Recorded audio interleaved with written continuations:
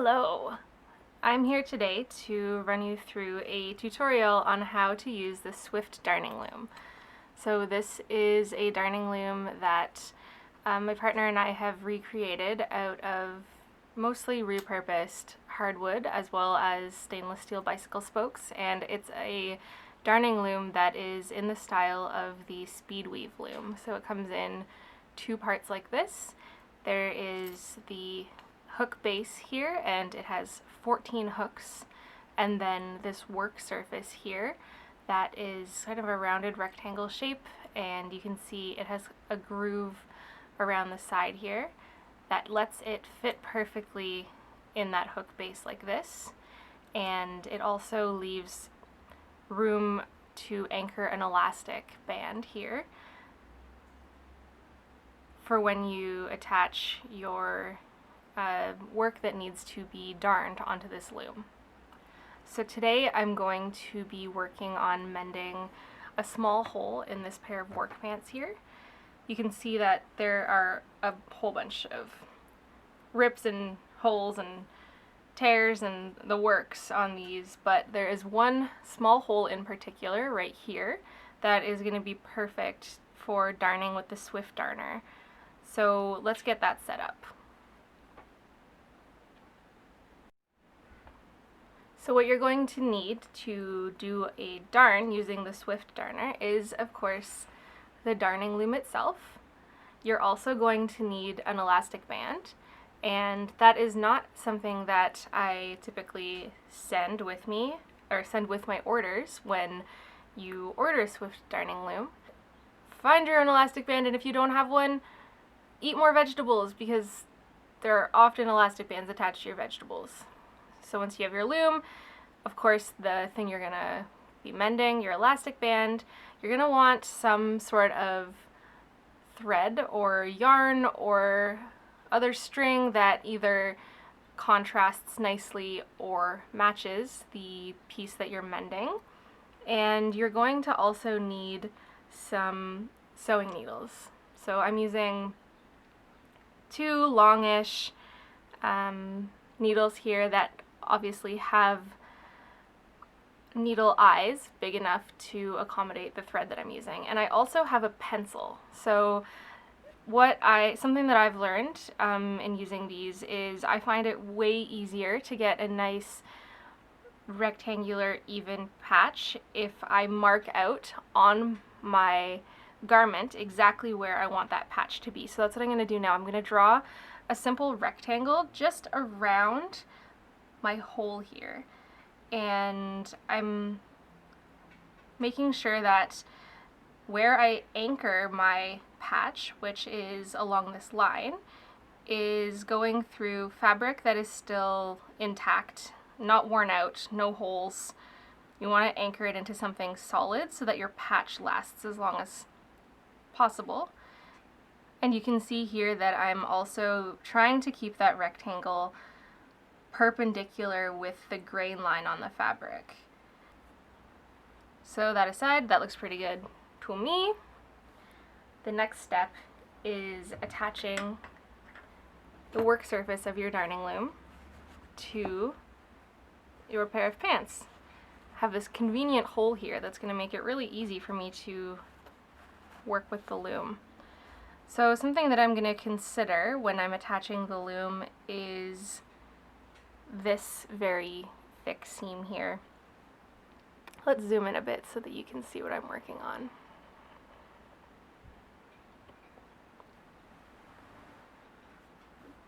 Right, so if I put this on, I just have to be careful about this bulky seam as well as this hoop here, this loop here.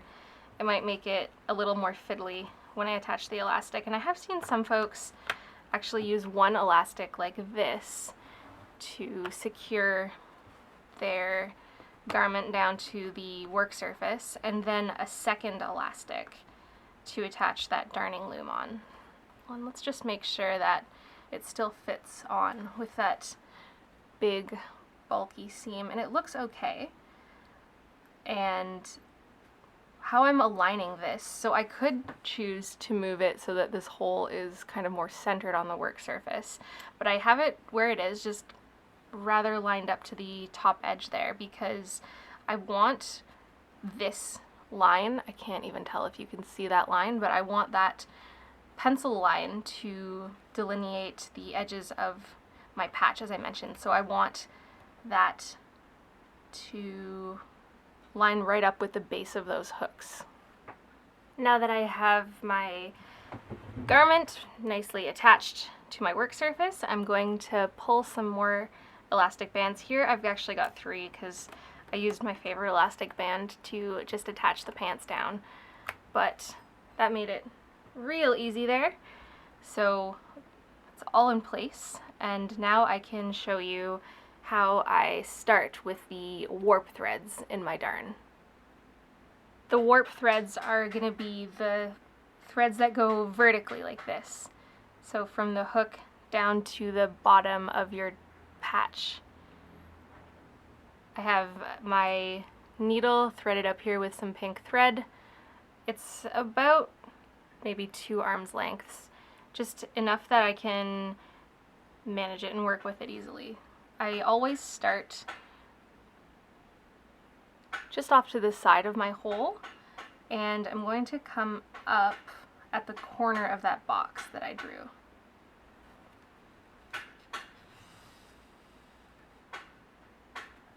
Leaving a nice little tail here that I can weave in later. And from here I start hooking the thread over the hooks. I'm going to choose the hook that is at the top of the box that I drew, and I will admit, it's slightly off there, so in order to keep my box as a guideline, I'm going to shuffle it a little bit, just make sure that when I stand those hooks up, the line matches up perfectly with a hook on either end, and if it doesn't, just accommodate for that. Use your line as a guide mark, and whether you're tacking right on that line or tacking just to the outside of it, just make sure you're consistent. I like to have a nice rectangular patch when I do these, so with that in mind, I'm going to anchor into my fabric just on the outside of the pencil lines that I drew. I should mention as well, you can also use like a water-soluble marker or whatever it is that you are comfortable with marking on your fabric. So I just tack down at the bottom here, just in and back out.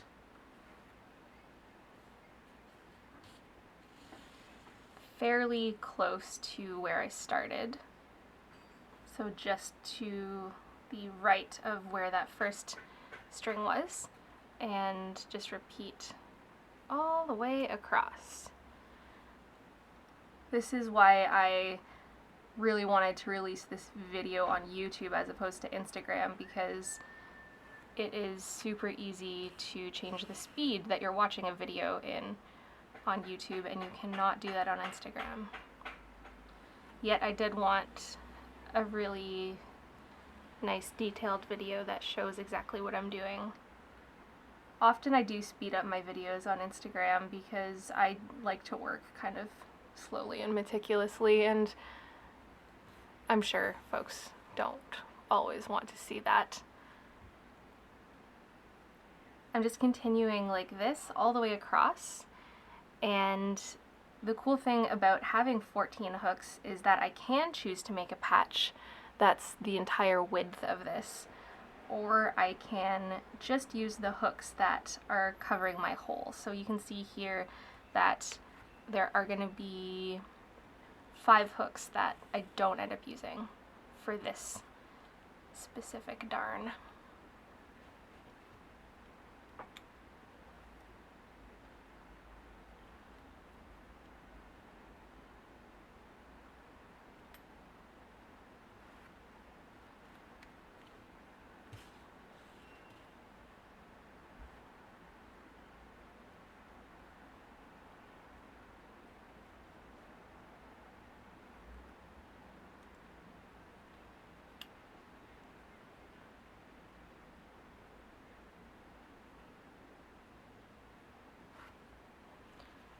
I found that it's quite easy to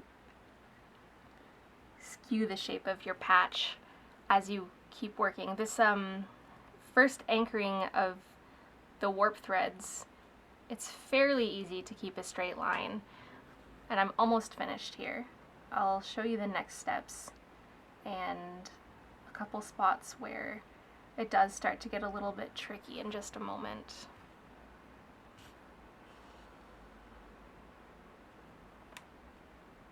Another thing to consider is the tension of these warp threads. I don't have them super tight. That would mean that,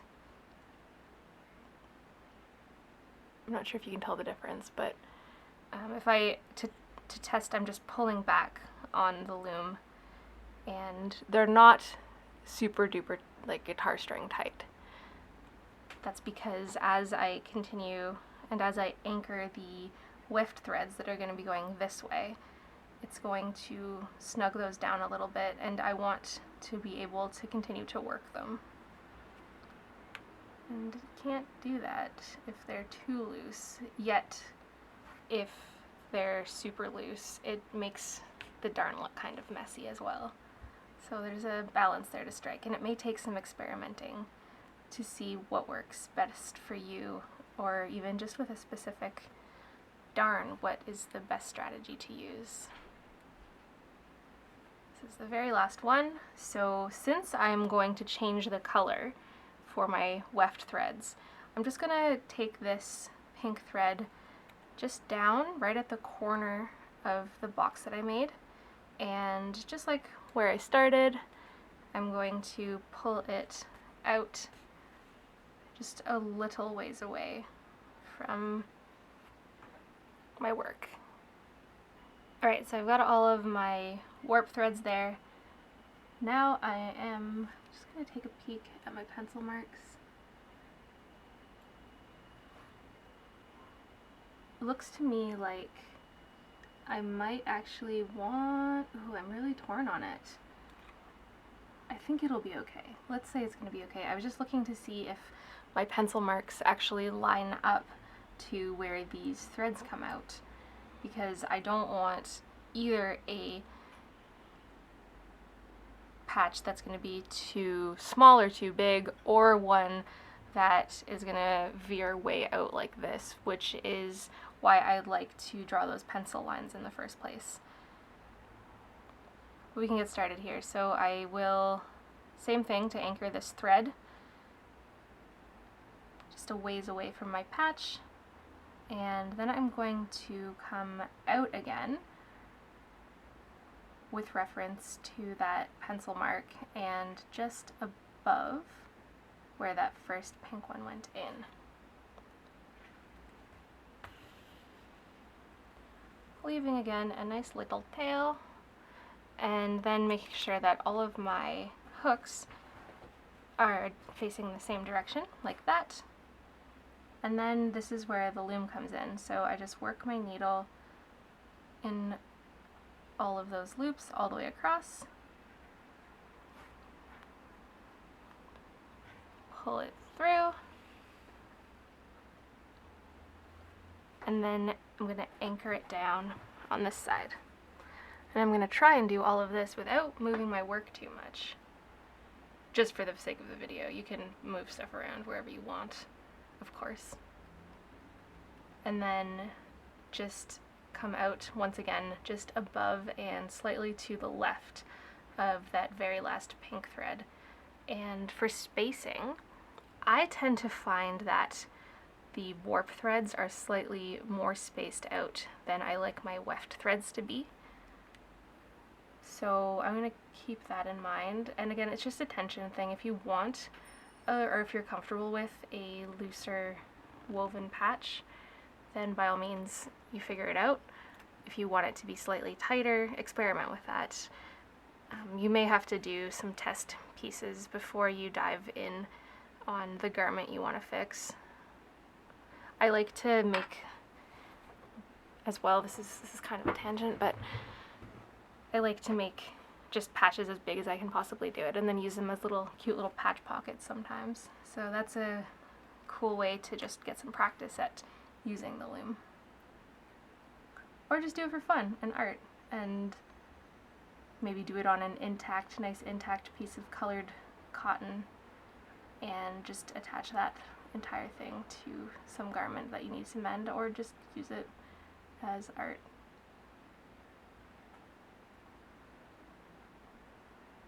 I'm trying really hard to keep my hands out of the shot, or at least like out of your way.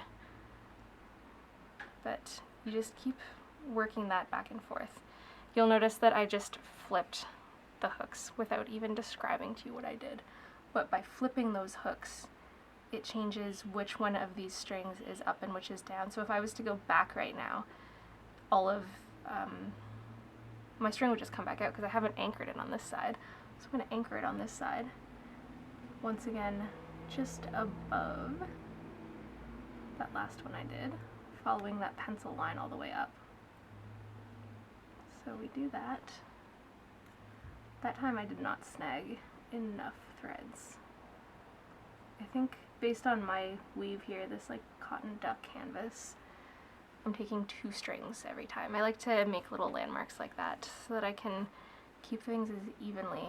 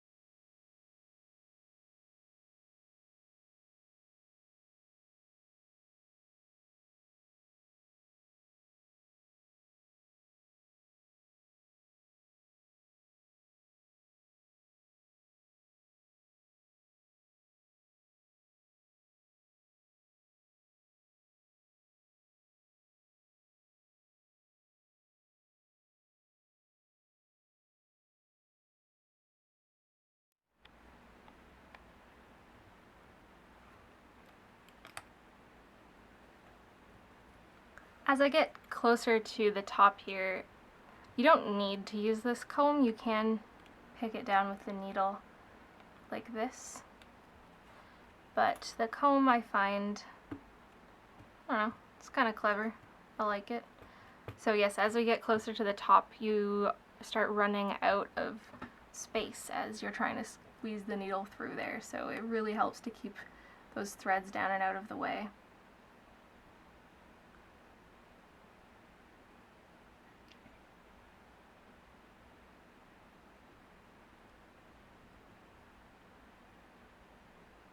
And you'll even notice that I've been actually flipping the hooks back the other direction before I even tack my thread down.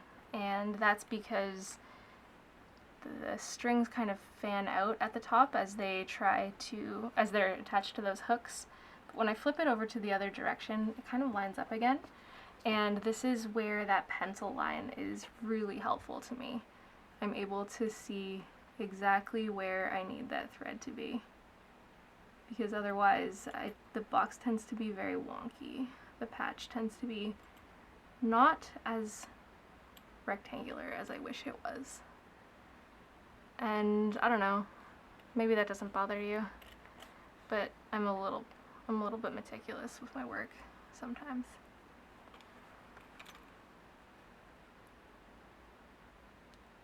I'm hoping I will be able to get maybe one more back and forth after this. And then I'll be able to show you how to remove your work from the loom and tack those hoops down. One more back and forth? Let's see.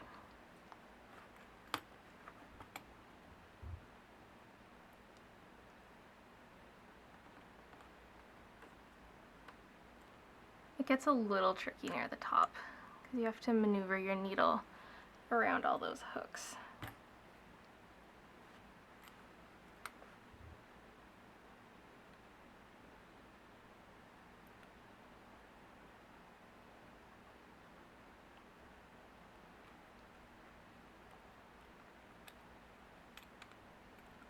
Just flip them as I pass them so that it's easier to see where I need to go.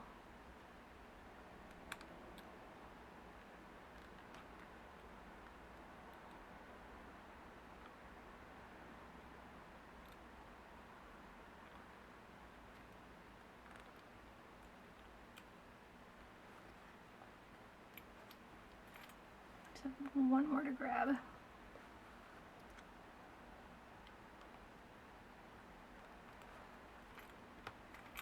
And I would love to get back one more time, so let's see.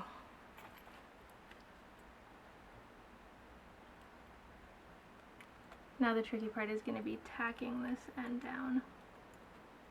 So the needles are or the hooks are just right there.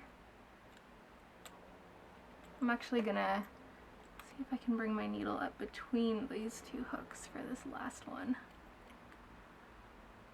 Make sure I'm grabbing the right amount of fabric. Keep just grabbing one of those warp or those weft threads instead of two. Come on, darling. There we go. Well, let's see if I can get that needle out somewhere. Go to this side.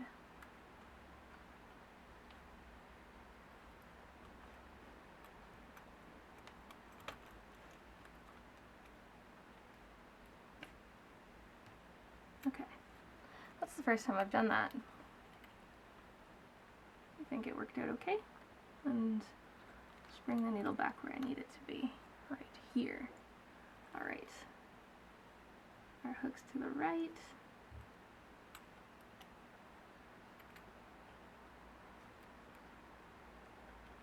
I'm just grabbing the left side of that loop all the way across, I think. Yep.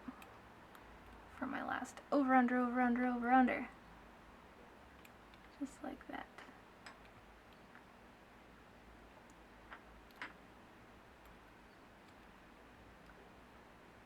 I I love this watermelon color combination, this pink and green like this. And it really helps on camera to distinguish your warp and your weft threads. So enjoy that. Alright, so I'm going to leave that. I'm not going to tack it down on that final end yet. Maybe just put my needle in place here so that I don't lose track of it. Now I'm going to remove the elastics and remove the loom from those hooks. Or sorry, remove the hooks from that work surface. So I kind of just like flip it down 180 degrees and then slide it off like this. Alright, so now my patch is technically complete. It's kind of like a little pocket. That's what I was saying about making little pockets with these. They're cute as hell. So you'll notice that I tried to get as close to the top of these loops with my weft threads as I could. Sometimes your loops are going to be, you know what, you can make this a lot easier on yourself if you do each of these loops, each of these warp loops as just one thread, and then you'll have a lot of tails all sticking out here, and then you can tug those down to make sure that these loops are not too long. I love to do things the hard way, though, apparently. So I showed you a way that you can kind of squeeze that out as close as you can. The next step, though, is to just tack these loops down. So what I'm going to do is just start by tacking this green thread down one more time like this. And I'm going to try to point that needle so that it comes up right in between those two pink strands, just at the top of that pink loop right there. Looks good. And then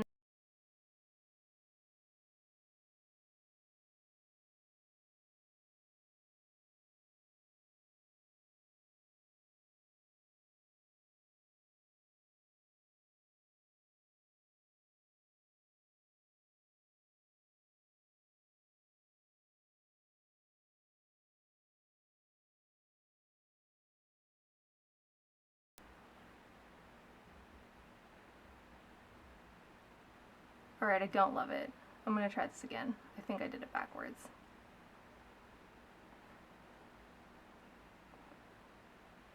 Hopefully I can pull it back to a point that makes sense with the video.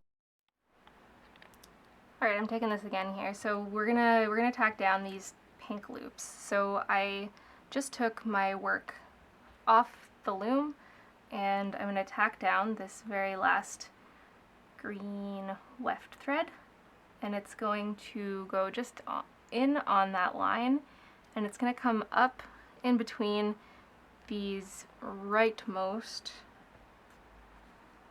pink threads, and then I'm going to go in, let's try going in front to back.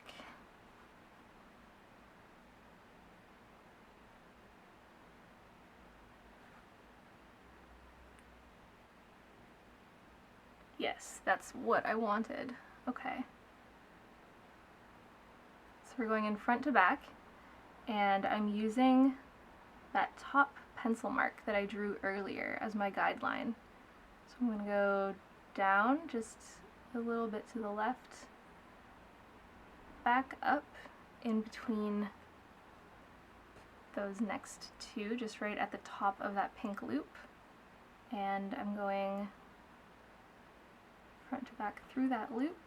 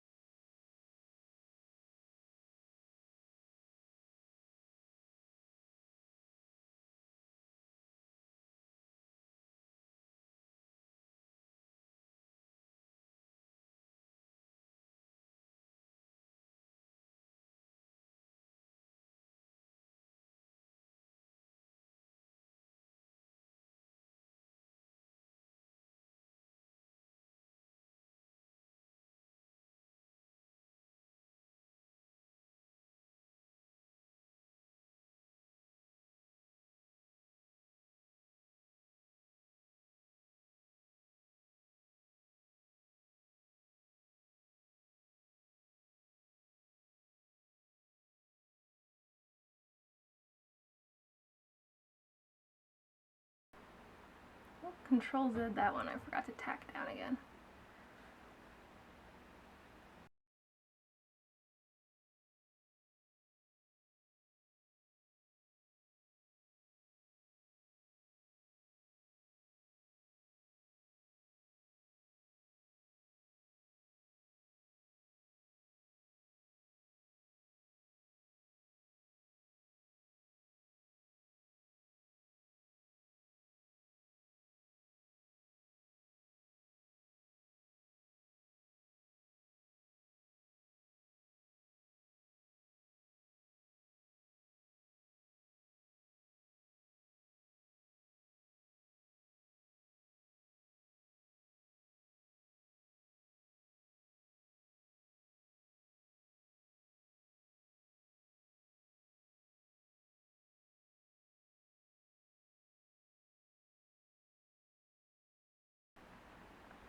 To finish, I'm just gonna bring the needle out again just a ways away from my work, just like in every other instance.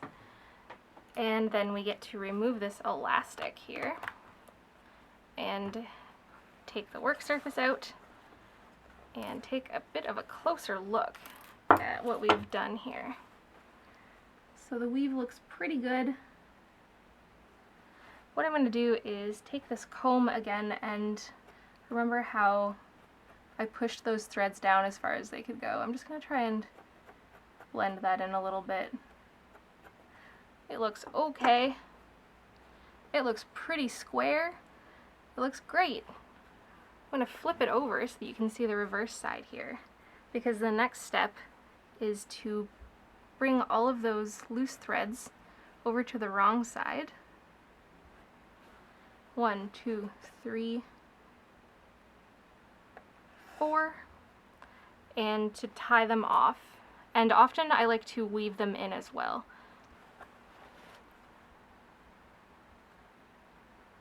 This one I'm just going to tie off like this. And we'll see what we're dealing with here. I think for this one, I'm actually going to bring just all of my strings over to that same corner. So the way that I weave these threads in is I'll rethread my needle.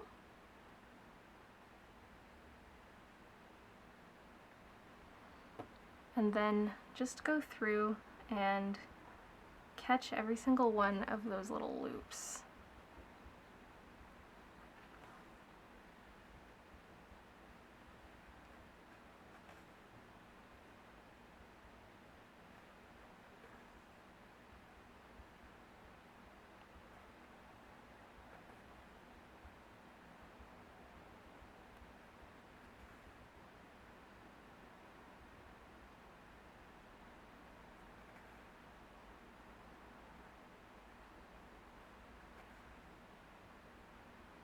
Once we get over to the corner here, we'll just pull it right through to the end, and then take the needle off and move to this green one.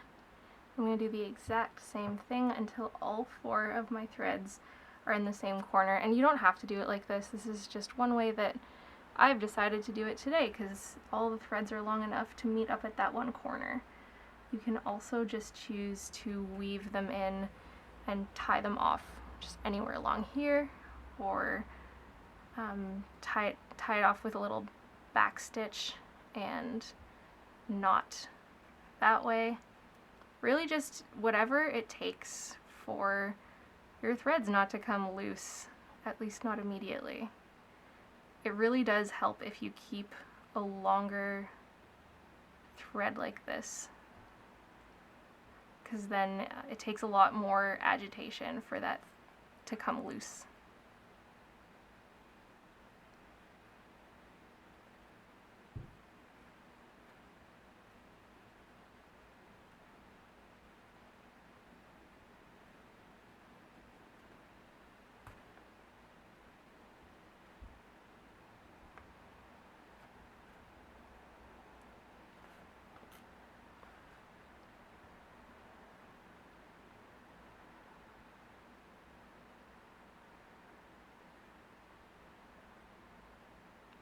I like to tie a square knot so they sit nice and flat.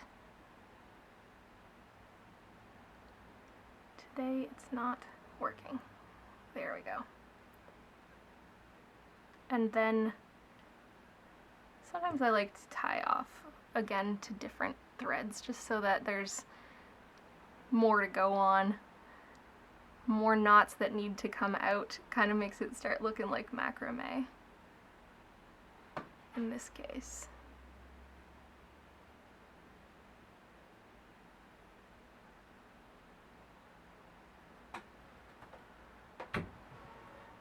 Alright, let's trim these down so they're not too irritating to the pants wearer, like such. And you have it. There's your patch, folks. I know it's super cheesy and everyone says this, but if you're seeing this on YouTube, please like and subscribe if you're coming over from Instagram especially. And if you're just finding this on YouTube, check out my Instagram. I'm there at BeyondRepair519. For these looms, I just finished a Kickstarter for them, and there will be more available for order soon. So keep in touch on Instagram, or you can sign up for my mailing list if you check out my website at beyondrepair519.ca. Thanks for watching.